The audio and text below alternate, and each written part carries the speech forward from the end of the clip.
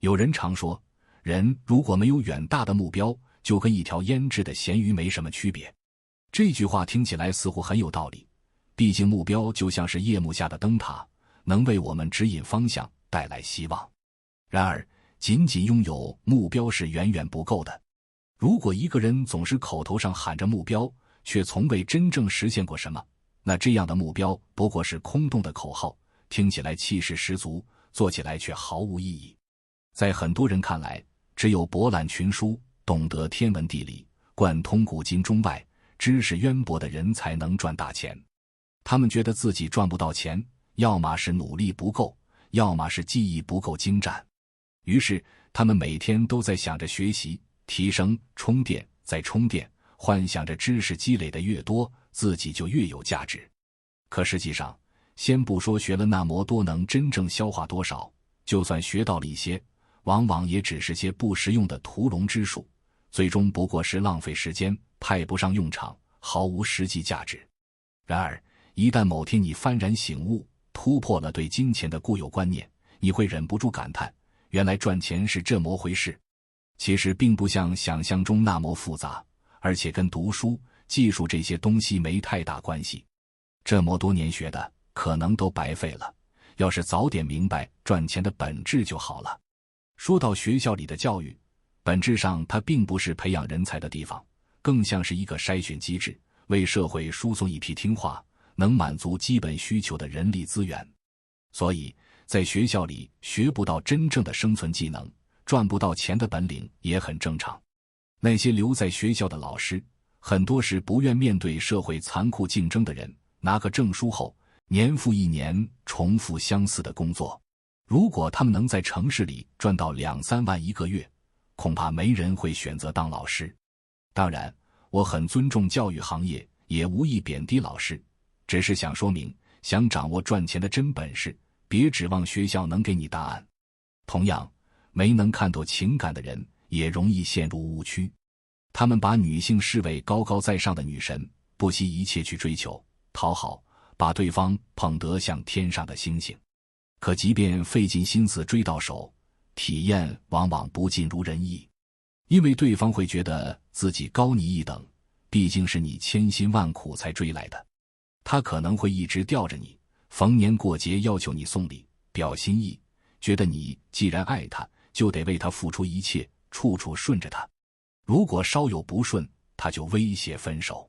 即使你小心翼翼，历经千难万险，终于走到婚姻的殿堂，他也很可能在未来寻找更有钱、更会宠他的人，甚至跟你离婚，嫌弃你没出息。根本原因不在于你不够好，而在于你误以为对他好就是无条件的妥协和迁就。无论是突破财富还是情感的瓶颈，其实都不需要什么高深的秘籍，也不用把自己逼得像苦行僧一样禁欲克己。只要抓住关键点，轻轻一击，打破那层心理屏障，你的财运和感情运就会逐渐好转。金钱观，要突破财富的瓶颈，核心就一件事，找到收钱的手感。我是怎么做到的呢？不是因为读了什么书，学了什么厉害的技术，而是听到的一句话：赚钱的本质是收钱。那一刻，我心里一震。很多人会说，这不是废话吗？你上班，老板每月发工资，不收钱，你靠什么生活？谁不知道要收钱？但我想说，这里说的收钱，不是指你每月拿的工资。工资是老板买你时间的报酬，不算你主动收的钱。我理解的收钱，是通过你的产品或服务，让客户直接把钱付给你。注意，是付给你本人，不是转到公司账户。这一下有些人可能明白了，打工赚的钱根本不算真正的收钱。是的，这里说的是一种独立赚钱的手感。记得有人通过微信加我，问我接不接广告。当时我的粉丝刚过10万，我心想，这也行。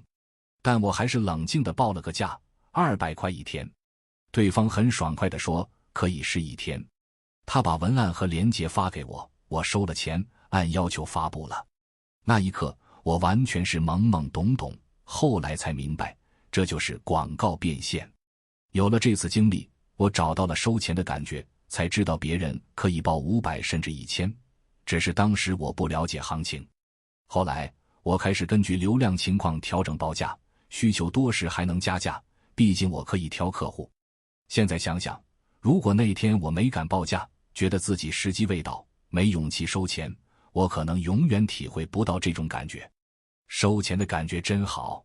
如果没有这种打破心理障碍的经历，我的收入观念可能永远停留在工资上。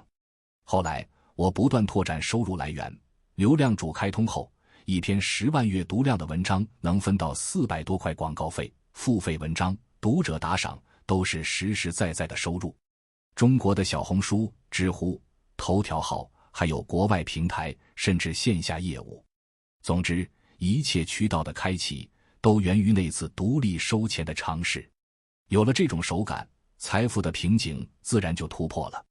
很多人虽然每月有收入，但一旦离开工作，就像断了水源的河流。我希望每个人都能找到独立收钱的感觉，给自己多一份保障。在做自媒体的几年里，我悟出一个道理：影响力是信任的延伸。粉丝越多，责任越大，能做的事和赚钱的路子也越多。需要的只是打破心理障碍，勇敢迈出那一步，大胆尝试，大胆背书，大胆收钱。举个例子，任何类型的付费社群、情感交流群、自媒体变现群、健身养生群，随便一个都能轻松满员。当然是收费的，入群费99元、199元，根据价值定价，让人觉得物有所值。我没学过什么运营秘籍，也没靠书本知识，做的就是简单的发广告、展示、收钱。在几十万的群体中，找到几百个兴趣相投、愿意花小钱的人并不难。你敢收钱，就有人敢掏钱。最宝贵的经验和智慧都是在收钱和运营中积累出来的。有人会问，群建好了，钱也收了，但如果我应付不下了怎么办？群里有人闹事怎么办？被检举要求退钱怎么办？有没有一劳永逸的技巧能让我学会后立刻开付费群？我会说，收钱合作付费群就像初次尝试某些事，没人能教，只能自己去试，去摸索，找到感觉。别人的教学大多是空话，只有自己亲自上阵操作。那些承诺包你成功的教学，往往是割韭菜。你能做的就是硬着头皮上，不管结果是好是坏，都意义非凡，因为关键的那层屏障破了。等你完成突破，收到钱，这时再谈技巧和心得才有意义。在此之前，你连门都摸不到，所有的经验和建议都是空谈，毫无价值。女人观，对于普通人来说，要突破情感瓶颈，关键是找到花钱的感觉和适合的人。这件事越早越好。女人过了30岁，无论生理还是物质需求，门槛都高得吓人，你手里的钱可能起不了多大作用。如果你28岁时赚到了第一桶金，又见识过外面的世界，只要外形不算太差，说话真诚，就会有很多22到28岁的女性可选。选什么样的女人呢？我有个标准，她要有付出的意识，懂得感恩，明白交换的价值。遇到这样的女孩，你就大胆花钱，大胆付出，她不会让你白费心思。我说的花钱，不是直接给她现金或买奢侈品，而是带她去体验更广阔的世界。当我还是个没钱的年轻人时，不懂人情世故，和很多人一样，即使对女友掏心掏肺，他们的攀比心理也不会把我当回事。他们的不满情绪时常发作，不是靠情绪价值能哄好的。后来有了经济基础，找的伴侣就懂事多了。带他去日韩泰国玩一圈，花不了多少钱，但体验很棒。说白了，每个月多花几千块，就能有个年轻懂事的女孩对我言听计从，那种感觉很不错。这就是找年轻女孩的好处，很多人都没出过国，带他们出去看看，他们开心得不得了。我还能教他们玩转社交媒体，教他们如何用网络赚钱。对女人来说，最大的幸运是遇到一个教她体面生活的男人。如果找年纪大、阅历丰富的女人，难度就大了。出国对他们可能不新鲜，想用钱打动他们需要更多资本。如果不谈钱，其他条件也很难驾驭。突破情感瓶颈的要点是趁早行动，趁他年轻没见过世面，然后花钱带他看世界，帮他成长。总之，尽力找到那个把你视为依靠的女人。只有这样，男人内心的力量才能被激发，无论做事还是赚钱都会事半功倍。真正厉害的男人会找一个听话的女人，而不是强势的。即使没走到一起，你对女性的迷雾也已散去，下一个也会得心应手。有的女人会说，我很独立，也有钱，不需要男人带我见世面，我自己就能做喜欢的事。这样的女人找对象有2条路，一是追求平等，找个势均力敌的男人，这很难，因为优秀的男人大多喜欢掌控，而追求平等的往往是没出息的家伙。二是找一个比你强大，让你崇拜的男人，在他身边做个听话的小女人。今天先分享到这里，如果对你有帮助，欢迎按赞订阅智慧补丁，超越自我，完善人生。